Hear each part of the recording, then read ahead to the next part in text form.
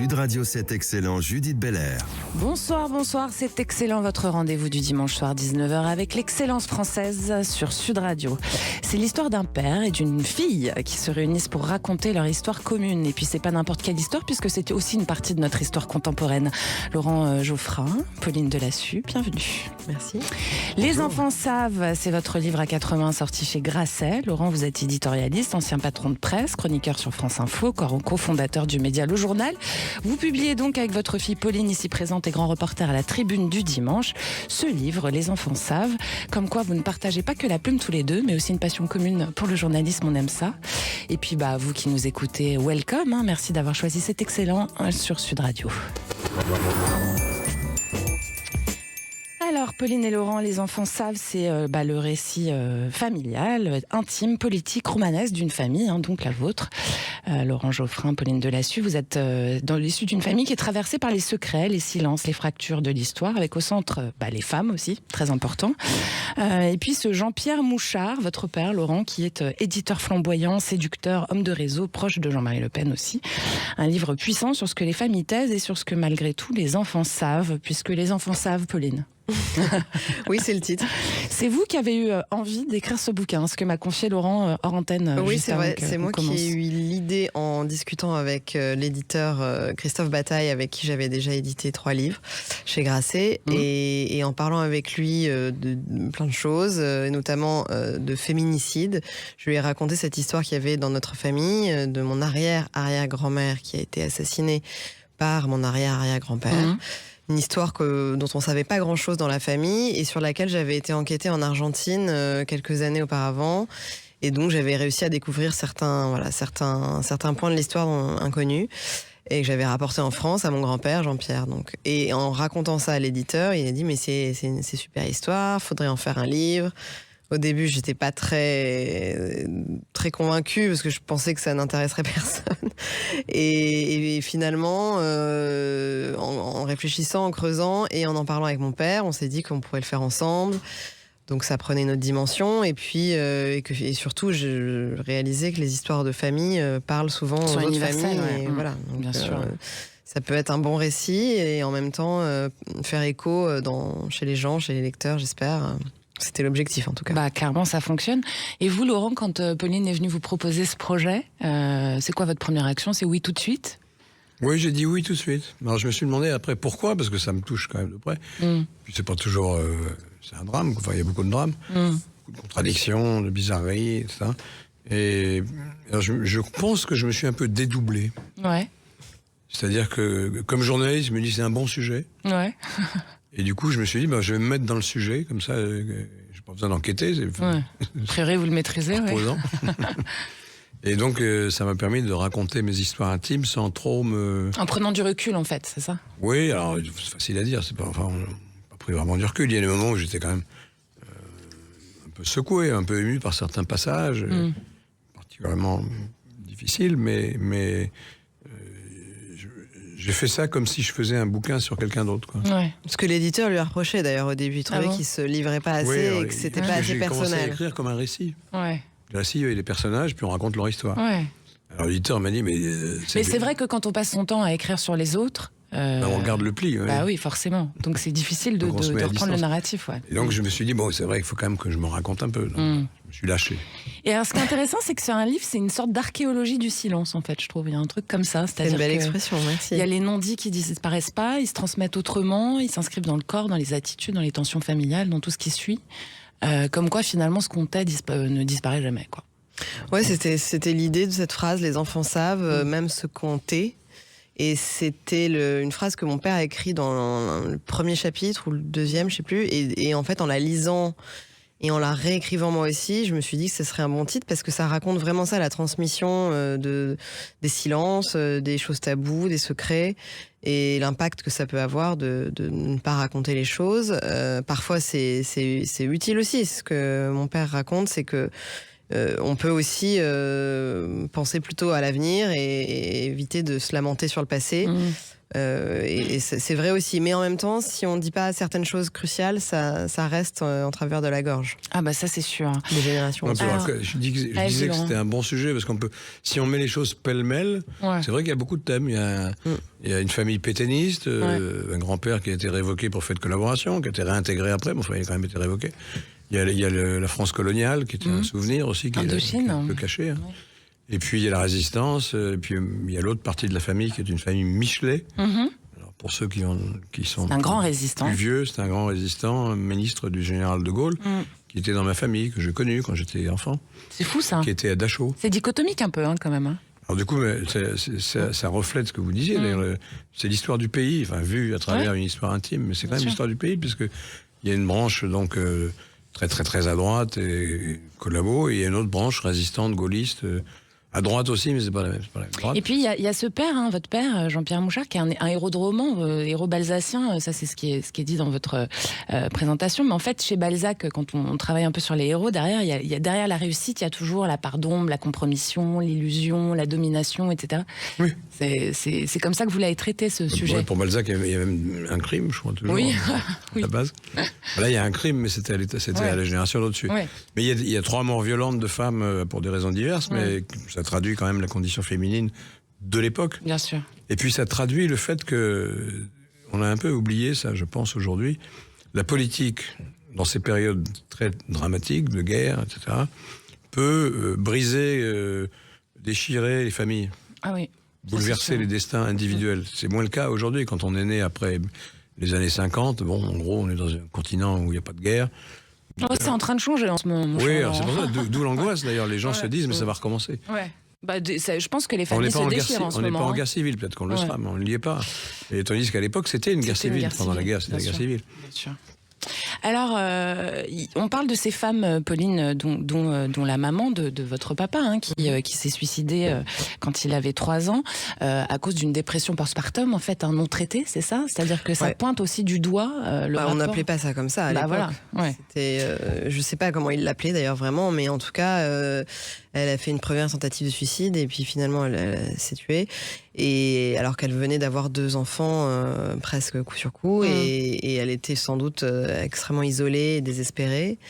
Et c'est vrai que c'était pas du tout. Non seulement c'était pas traité, mais ensuite ça a été complètement passé sous silence pour protéger les enfants sans doute aussi, ça partait peut-être d'une bonne volonté bien sûr, mais on minimisait vachement les souffrances des femmes qui étaient en plus à l'époque souvent dépendantes de leur mari, sans tout le temps, voilà, très peu de soins. Voilà, la gynécologie et la médecine étaient se pencher peu sur ces douleurs psychiques qui arrivaient après l'accouchement, donc c'était très dur. Elles ont payé le prix fort, les femmes, quand même, pendant des générations. Oui, là, c'est vrai qu'il y a 3 générations qui... Donc la première est assassinée par son mari, donc après une vie de violence conjugale, en laissant également 2 petits-enfants très petits. Et là, celle d'après, elle meurt après avoir donné naissance à son 2e enfant. Donc là aussi, c'est un peu... Bon, c'est davantage les progrès de la médecine qui n'étaient pas encore au top, mais quand même... c'est une médecine qui est faite par les hommes pour les hommes. Voilà, et c'est vrai qu'on minimisait. Voilà, c'était comme ça, on pouvait mourir en couche, c'était un risque qu'il fallait accepter, que les femmes acceptaient. D'ailleurs, c'est aussi pour ça qu'on faisait beaucoup d'enfants, et que voilà, il y avait à la fois des enfants... Parce qu'en plus, sa fille en question meurt quelques mois après sa naissance, donc c'est un double drame. Et ensuite, ma grand-mère qui met fin à ses jours pendant une dépression postpartum. Donc tout ça, ça reflète 3 époques et 3 femmes, 3 conditions féminines très difficiles qui aujourd'hui ont changé. Il y a eu beaucoup de progrès. Même s'il reste beaucoup de chemin à faire, mais alors, en médecine, il y a encore pas mal de travail a priori. Ça, alors, on meurt beaucoup moins en couche quand même. Oui, non, c'est sûr. L'accouchement est beaucoup plus sûr. Oui, ça c'est certain, effectivement, sur ces choses essentielles là, oui, mais après tout sur ce qui est l'accompagnement même des femmes dans leur vie hormonale, etc. On n'en est qu'au début, j'ai l'impression. Oui, on sent que. Alors je sais pas si c'est vraiment par sexisme encore aujourd'hui ou non, si c'est juste qu'il y a un temps d'évolution. Ouais, voilà, on est en retard, quoi. On est un peu en retard. Vous, Laurent, vous apportez la mémoire, le récit, l'histoire, et vous mettez un peu d'intime, effectivement, dans votre manière d'aborder le sujet. Mais c'est quand même le récit, quoi, au départ. Oui, enfin, je commence sur la chose la plus personnelle. C'est-à-dire sur votre maman, les bribes de souvenirs que je peux avoir du moment du suicide. Donc, c'est quand même c'est intime, ça. Mais effectivement, cette famille, du côté de mon père, a été bouleversée par le... c'est une histoire souvent de chute et de rétablissement. Mon père était fils d'administrateur colonial, mais en Indochine, donc, mais en 1945, l'Indochine est envahie par les Japonais. Et les colons français sont mis dans des camps, enfin pas dans des camps de concentration, mais dans des endroits fermés. Ils sont parqués, quoi. Ils sont menacés par les indépendantistes vietnamiens, ils sont exfiltrés par un bateau britannique, mais comme mon grand-père était pétainiste, il est révoqué. Donc mon père, qui était l'aîné de la famille, se retrouve chargé... Chef de famille. Chef de famille, quoi, à 16 ans, 17 ans. Et il fait des études en même temps, donc il travaille, il fait des études, et en, disons, 7-8 ans, il devient multimillionnaire. Donc c'est l'histoire d'une ascension économique fulgurante. Ouais. Et après, il a tout perdu. Donc moi, j'ai pas... Enfin, je vous rassure, j'ai pas eu d'héritage. Je vous rassure. J'étais pas inquiète, a priori. Mais j'ai eu un héritage quand même, qui était cette idée que si on travaille et si on est courageux, on y arrive. Ça, c'est vrai. Hein, c'est un truc qui vous a transmis aussi, ça, Pauline. Bah, j'espère. J'espère, mais oui. Et si on temps... est éduqué correctement. Ouais. Le plus important, c'est dans l'héritage, c'est pour ça qu'il y a toujours des inégalités très fortes. C'est que c'est l'héritage, c'est la culture et l'éducation qui est le vrai héritage. L'argent, c'est très agréable, ça donne beaucoup de possibilités. Mais ce qui compte, c'est d'avoir la bonne éducation. Bien sûr.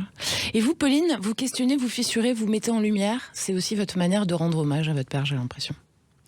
Bah oui, c'est vrai. Non, mais l'idée, c'était qu'il y a un dialogue entre générations et des différences de points de vue. Donc, on a essayé d'opposer quelques idées et voilà, et de montrer comment les générations de mon père, donc né après la guerre dans les années 50, et ensuite moi né dans les années 80, comment on voit différemment l'époque de la guerre, la résistance, la collaboration, l'époque coloniale, avec toutes les évolutions qu'il y a dans la société en ce moment.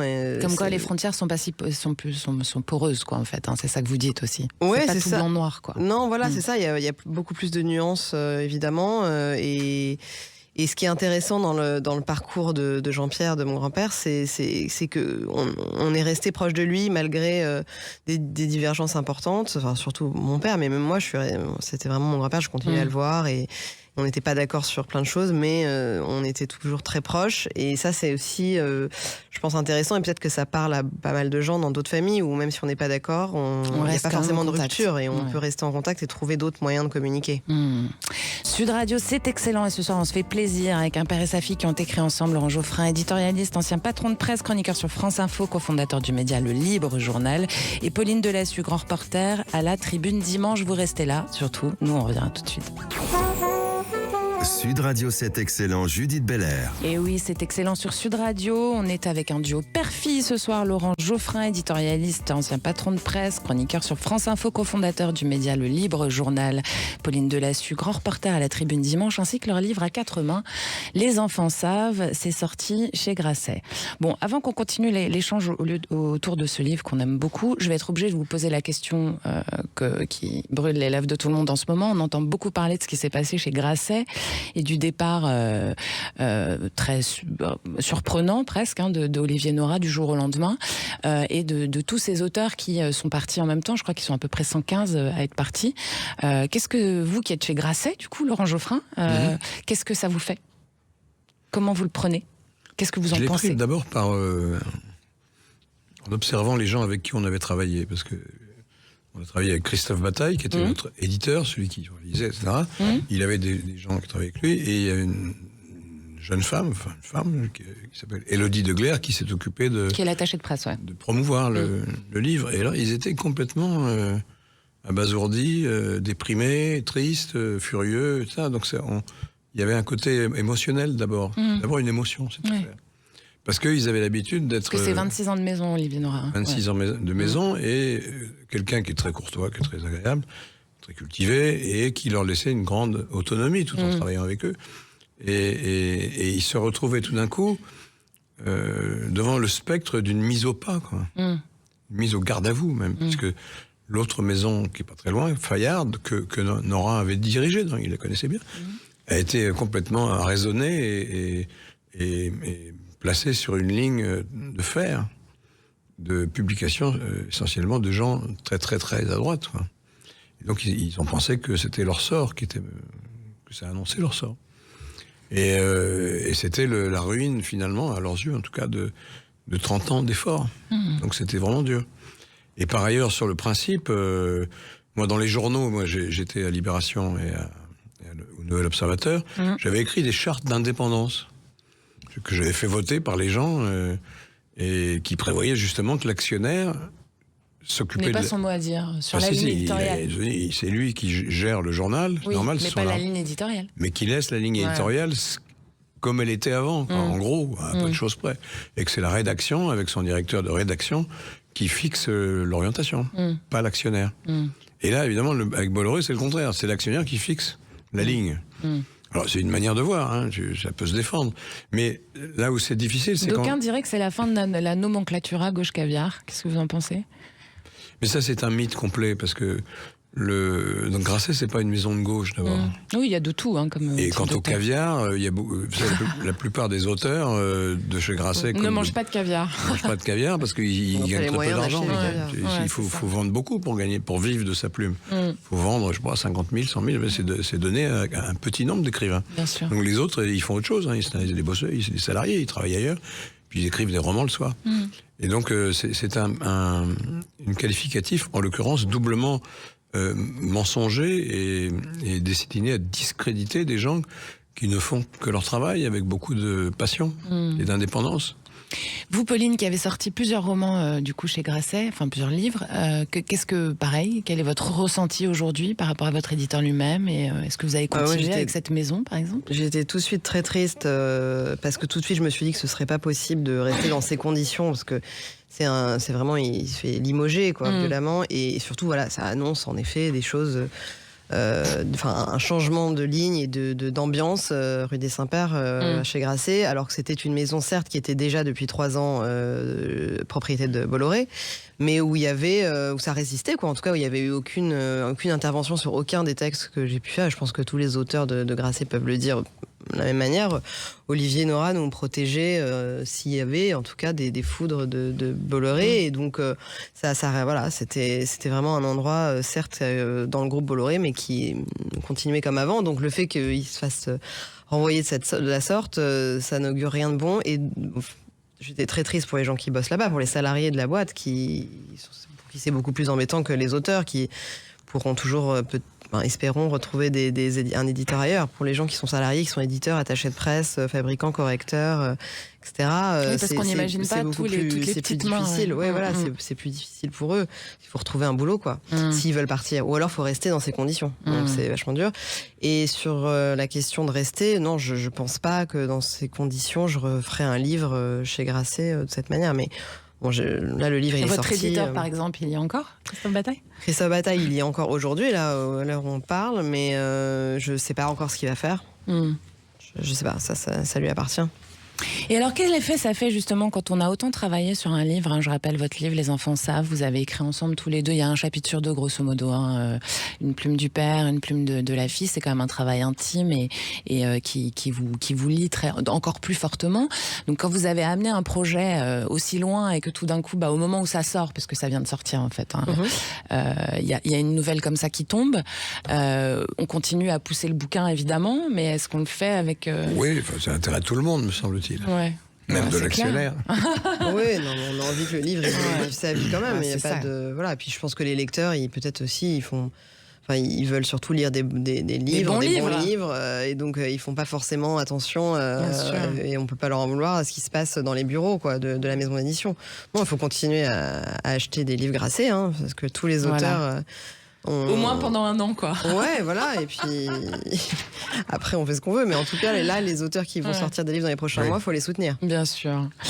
Alors, on va revenir justement à ce livre que vous avez écrit ensemble tous les deux. J'ai une question pour vous, Laurent. Comment est-ce qu'on peut se construire ? Vous êtes un homme de gauche, hein, Laurent Geoffrin. Comment on se construit quand l'héritage familial et le père portent en lui des idées que l'on combat comme vous les avez combattues ? On se construit contre. C'est ça. Hein ? C'est une manière de se construire. Ouais. Moi, depuis l'âge de 12 ans, 13 ans, je suis en désaccord avec mon père. Enfin, j'étais en désaccord, parce que mon père a disparu. à la fois sur les méthodes d'éducation. Là, vous avez une chose qu'on a oubliée, les méthodes d'éducation, il faut voir ce que c'était. En moyenne, hein, ça dépend des familles, mais quand même, c'était très froid, les enfants avaient surtout des devoirs, pas de droits. Moi, je n'ai jamais été maltraité, hein, c'est pas la question, mais ça débordait pas de tendresse. La norme était quand même une forme d'autorité un peu froide, un peu triste même. Et alors, ça tenait aussi à ma famille, puisque ma mère avait disparu, j'avais une belle-mère qui n'était pas méchante, mais avec qui on n'avait pas vraiment de rapport maternel. Enfin, j'avais pas de rapport à elle, ou au contraire. C'était pas une ambiance maternelle, quoi. Et donc la méthode d'éducation, déjà, j'étais rebelle. Mais ça tient aussi à la génération. Oui, mais 68. La génération, c'est les années 60, donc c'est le mode de vie qui était porté par le rock, en fait. C'était venu par la musique, tout ça. C'était quoi votre groupe préféré ? Ah, c'est le Beatles. Ouais, ça n'a jamais changé. 80% des boomers, quoi. Moi aussi, j'aime bien les Beatles, je suis pas une boomeuse. Ah bah c'est devenu un classique. C'est comme si Bach, Mozart, oui, tout le monde aime Bach, Mozart. Pareil. Mais donc ce mouvement de l'adolescence et du rock portait un mode de vie qui n'était pas du tout celui qu'il était interdit d'interdire. Oui, enfin ça c'était aller un peu trop loin. Vraiment. Et puis là-dessus, quand j'avais 15 ans, j'étais au quartier latin, donc un endroit inadéquat. C'est la révolte de la jeunesse, c'est mai 68. Et ces idées, ces valeurs, ces manières cette ironie, cette côté goguenard de l'existence, et puis cette idée, les buts qu'on nous assigne ne sont pas toujours forcément les bons, quoi.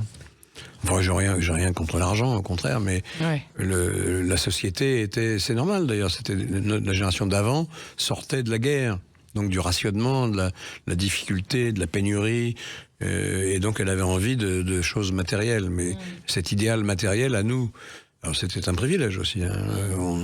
On s'occupait moins de choses matérielles, on avait une part de rêve qui était plus importante, me semble-t-il. Et donc ça m'a orienté. En plus, il y a un phénomène, j'ai pas mis ça dans le bouquin, j'aurais dû le mettre. On m'a mis à Stanislas, vous savez, au collège Stanislas. Oui. On en a entendu beaucoup parler de Stanislas.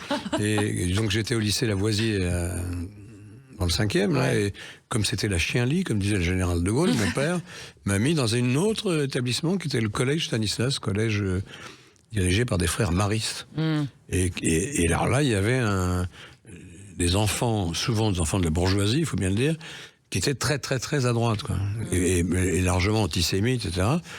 Et avec 2-3 copains qui n'étaient pas du tout de ce milieu, on les trouvait idiots, quoi, stupides, cons. Ça vous a donné envie de les contredire, quoi. Voilà, on va pas se mélanger avec ces gens-là. La droite, c'est vraiment... C'était plutôt l'extrême droite que la droite. Mais enfin bon,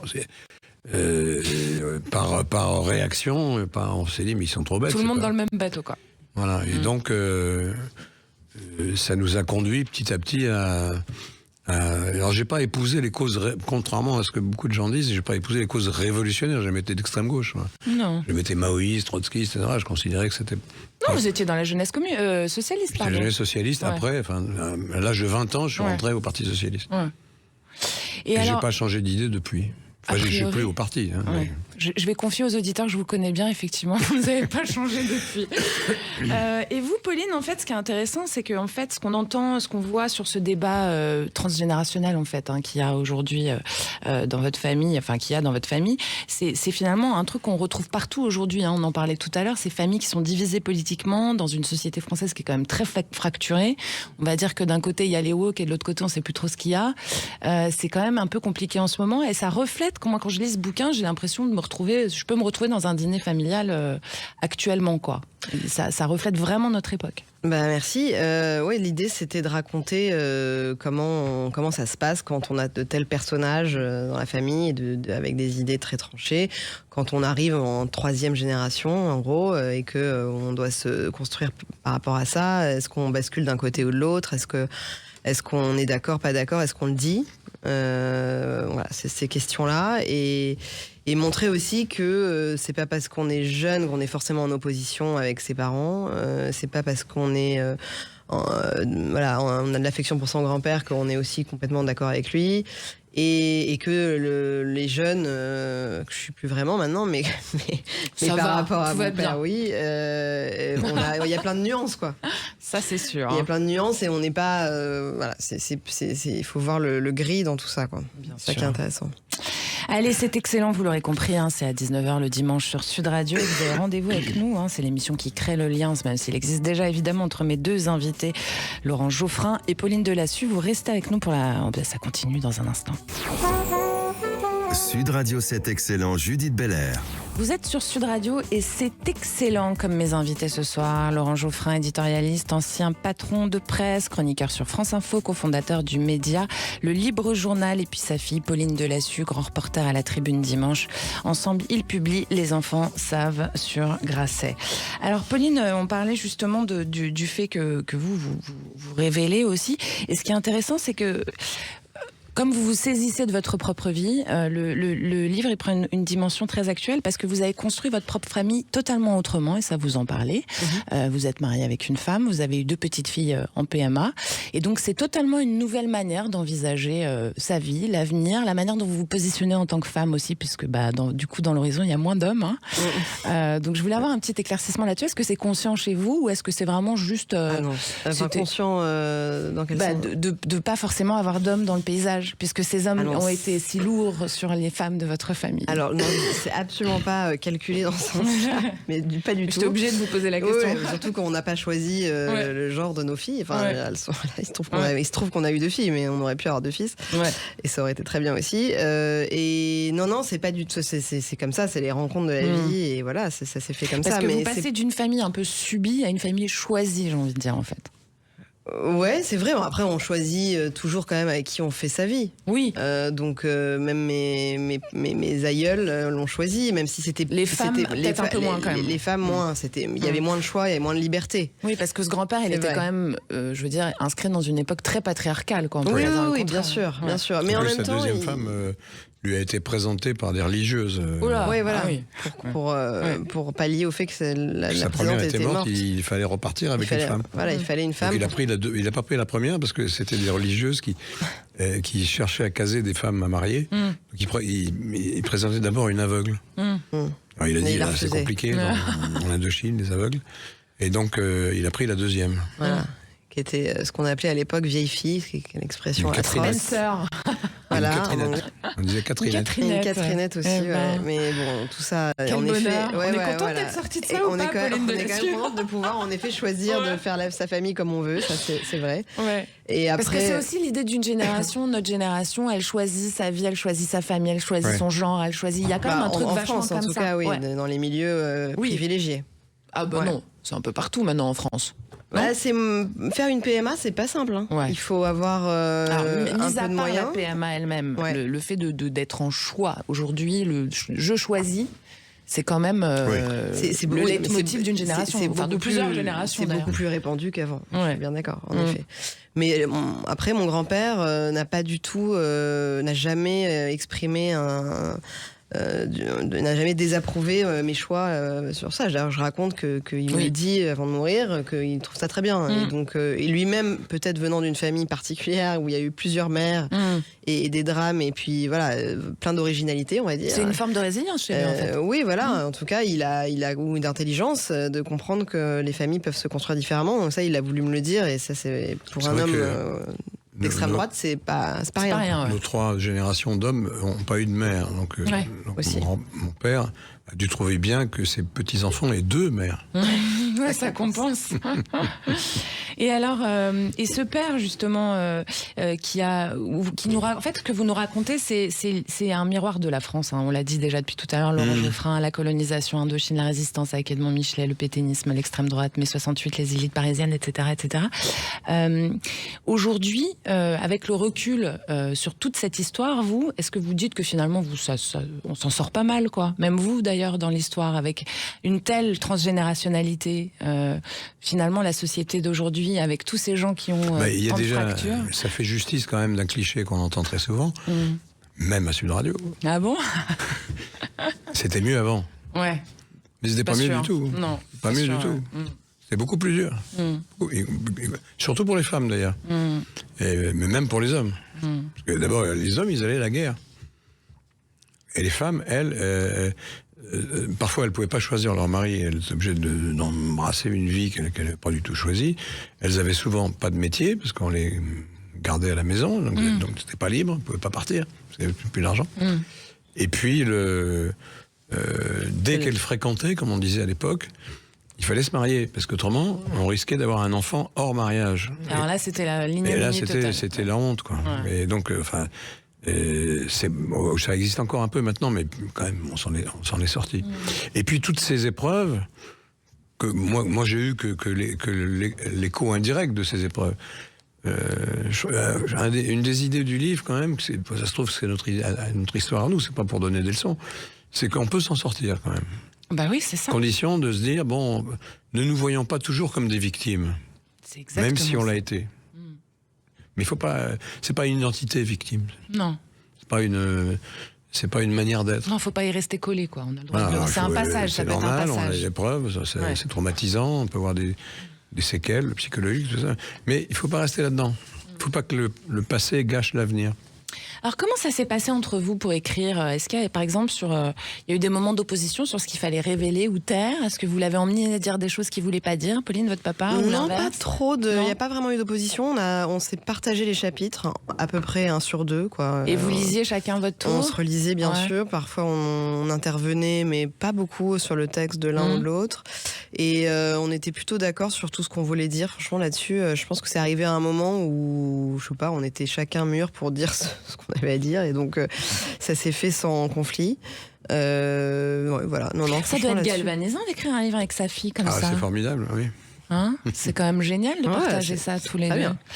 Est-ce Très que beau vous vous projet. rendez compte qu'il y a cette transmission finalement de la part de votre père, Pauline, forcément dans l'écriture, dans le journalisme, etc. Est-ce que c'est une transmission très concrète et logique chez vous, ou c'est juste un truc que vous n'êtes pas posé la question, vous êtes retrouvé là à un moment donné? C'est les deux. C'est-à-dire que j'ai eu la chance de vouloir faire le métier que mon père faisait. Ouais. Donc c'est vraiment une chance parce que ça permet d'avoir un bon professeur à la maison, d'avoir l'habitude d'entendre parler de ce métier, le journalisme, donc d'arriver dans le métier en ayant déjà beaucoup d'acquis, et ça c'est vrai que c'est un avantage. Et pour écrire un livre, c'est un peu pareil. Ma mère est éditrice, mon père avait écrit d'autres livres, donc c'est vrai que quand on logique. baigne dedans, c'est plus facile. Mais si on le fait vraiment sincèrement et en aimant ça, il faut pas se forcer, quoi. Mais sinon, ça marche pas au bout d'un moment. Ouais, c'est sûr. Ça suffit pas d'être fille d'eux, quoi. Il faut, Ah non, faut ça, c'est travailler. Et il faut aimer ce qu'on fait, sinon ça marche pas. Mais bien sûr que ça c'est un avantage. Je peux évidemment pas dire le contraire, sans doute. Mais ça a provoqué l'envie chez vous, quoi. C'est ça, c'était plutôt Ouais. ça dans ce sens-là. Oui, ça m'a donné envie. Mon grand-père, Jean-Pierre, donc le héros du livre, était lui-même éditeur. Il y avait beaucoup de livres à la maison. Donc ma tante Christelle, elle écrit des livres aussi. Mon oncle François, il est lui-même bossé avec mon grand-père dans la maison Ouais, c'est vrai. d'édition. It's a family Donc, affair, quoi. Voilà, il y a quand même, c'est sûr que c'est une lignée, quoi, où les livres sont très présents. Donc ça donne envie ou pas, mais moi ça m'a donné envie. Les livres et les médias, hein, du coup, parce que Laurent, votre parcours, il est marqué par un paradoxe intéressant. Vous commencez donc comme militant jeunesse communiste, vous devenez journaliste. Socialiste. Pourquoi je dis communiste depuis tout à l'heure? J'avais très envie de le dire, je l'ai dit. Voilà. Puis vous devenez journaliste à l'AFP, puis après vous prenez la tête de journaux majeurs. Hein. Vous avez parlé de Libé, il y a eu le Nouvel Obs. Du coup, vous passez de l'engagement politique direct à un espèce de médiateur du débat public, hein, à un moment donné. Oui. Oui. En dirigeant aussi des grands médias. C'est une incarnation du pouvoir aussi. Tout ça est un peu paradoxal, je veux dire. Alors, je suis pas d'accord avec le pouvoir, mais ça, c'est une Quand vous marotte à dirigez moi-même. un... Oui, mais on a de média, quand l'influence. même. Parce que l'influence et le pouvoir, c'est pas pareil. D'accord. Ah oui, parce que le pouvoir, c'est vous êtes un patron, vous êtes un général, vous êtes un ministre. j'entends la nuance. Et vous dites à quelqu'un, viens, et il vient. Ouais. Quand vous êtes journaliste, écrivain, orateur, voilà, vous essayez de convaincre. Ouais. Mais c'est pas la même chose. Ouais. D'accord, C'est mais plus les gens vous difficile. écoutent beaucoup quand même. Ah, bien sûr, l'influence, c'est important, mais Ouais. c'est important ce que je D'accord. dis, parce que autrement, on met sur le même plan, c'est comme dans l'affaire Grasset. Je sais pas si vous avez vu, parce que Bolloré a répondu en disant « Nous sommes en face d'une caste qui se croit au-dessus des lois », un truc comme ça. Mais il sait pas de quoi il parle. C'est lui qui a du pouvoir. Olivier Nora, il a un pouvoir sur les salariés de Il Grasset. a de l'influence, c'est ça que vous voulez dire? Et il a une également influence, D'accord. et pas directe, à travers ses auteurs, qui sont très divers.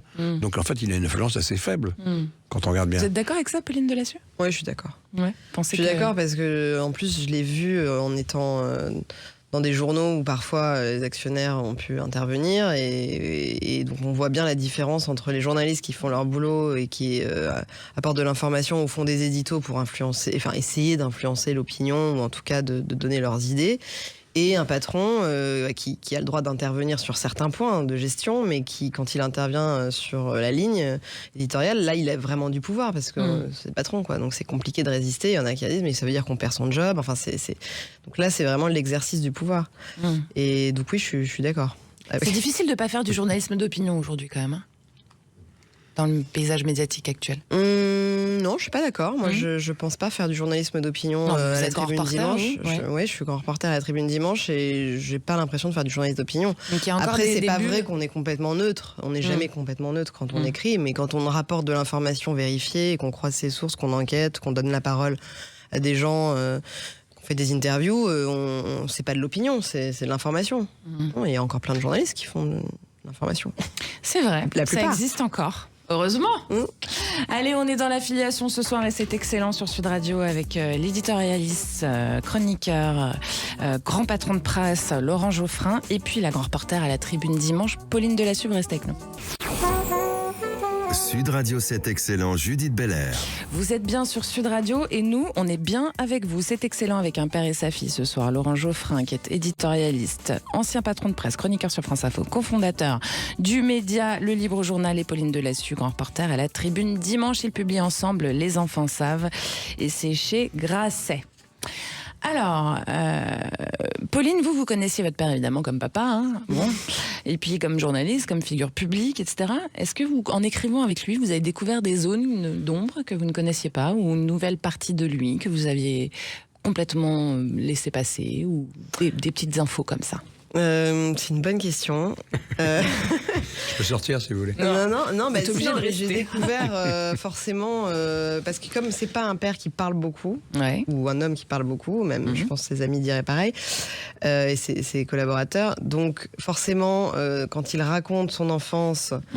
Et en plus des choses que peut-être lui sont revenues pendant l'écriture. Donc là j'ai appris des choses sur son enfance, quoi, en fait, sur comment il était, comment il a vécu cette enfance difficile, comment la politique est venue. Bon, je le savais déjà un peu, mais voilà, il y avait plein de petits détails, plein de petites choses que j'avais pas vraiment en tête et que j'ai appris en écrivant avec lui et en le lisant, en fait. Et vous, Laurent, le fait qu'elle découvre tous ces petits détails, c'est aussi une volonté de votre part de transmission, d'ouverture, de peut-être vous raconter d'une manière que vous n'aviez pas abordée jusque-là auprès de votre fille? Oui, je voulais...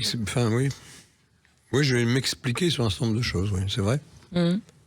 Sur mon côté un peu réservé, comme ça, comme on a dit. Pourquoi, d'où ça vient. Et puis, et sur la politique aussi.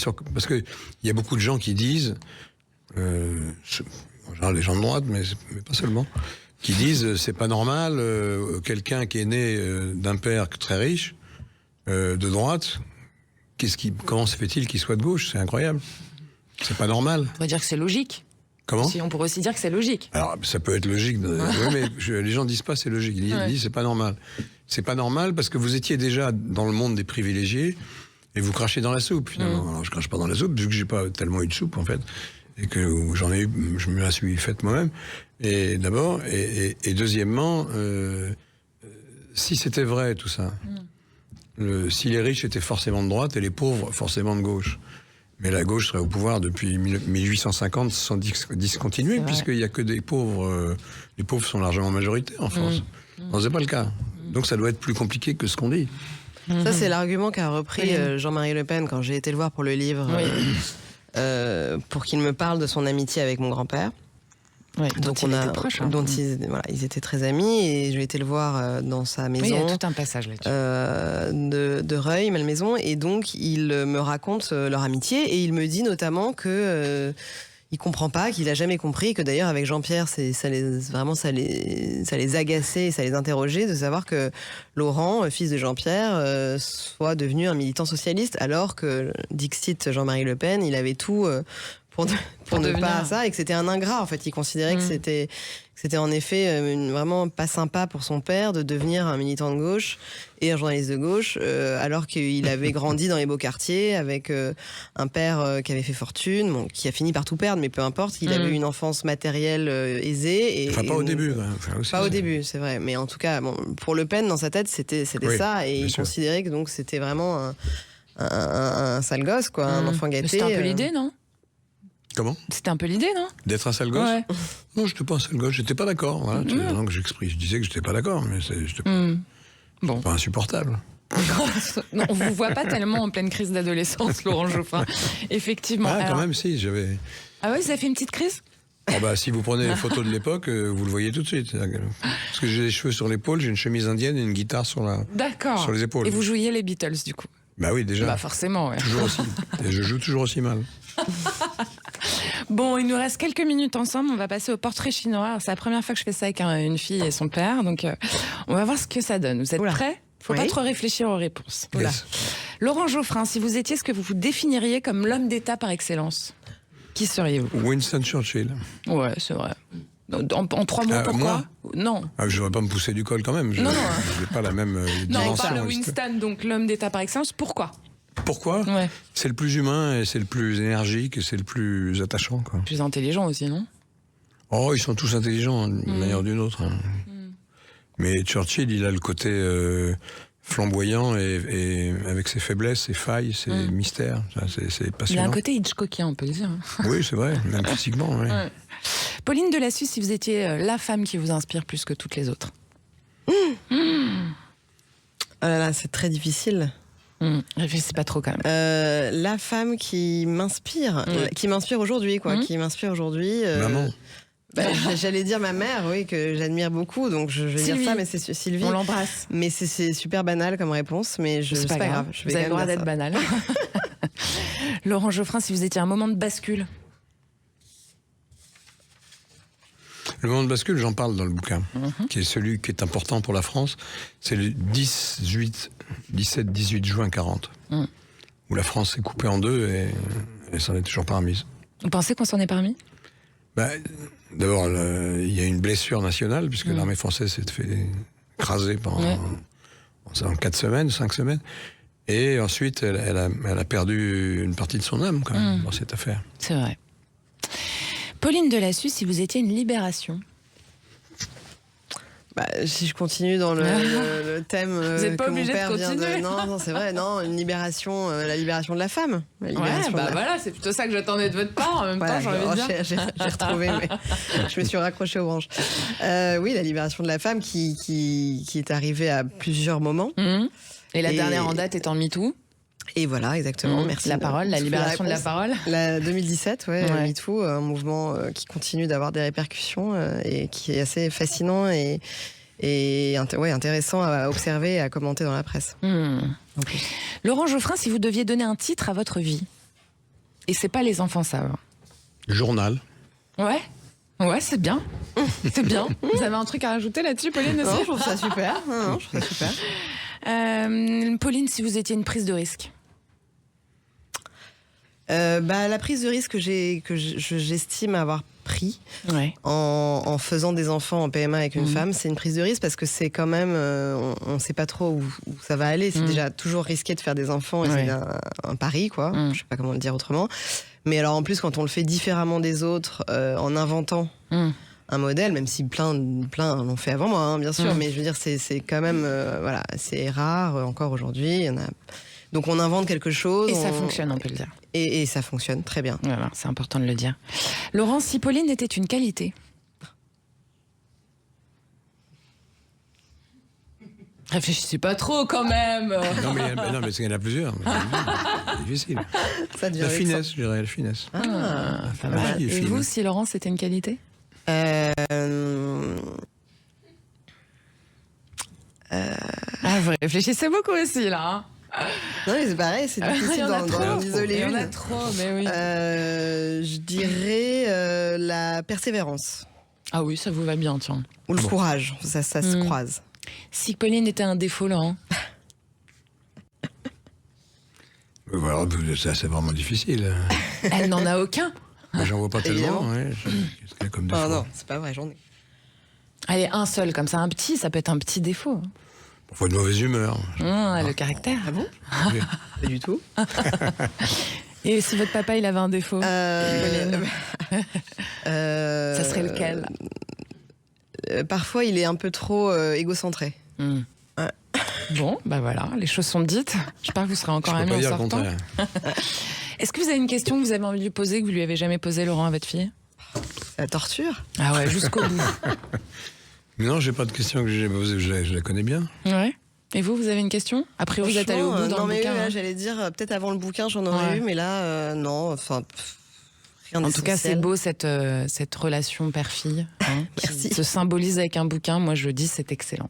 Merci. Merci à tous les deux d'être venus partager avec nous. C'était excellent. Merci, Laurent Geoffrin, Pauline Delassue. Je recommande Merci à vous pour vos questions. avec un grand Ouais. plaisir. Merci Fine. beaucoup, c'était excellent. Merci. Je recommande donc votre livre, Les enfants savent. C'est leur livre à 4 mains et je vous le conseille à tous et à toutes. C'est sorti chez Grasset. Merci à vous d'être avec nous, comme chaque dimanche à 19h, pour C'est excellent sur Sud Radio. Revenez la semaine prochaine parce que les belles histoires continuent, vous le savez. Puis il y a toujours le Parlons Femmes de 13h30 le samedi, et les femmes puissantes. Merci à Julien pour la réalisation et je vous embrasse. Bye.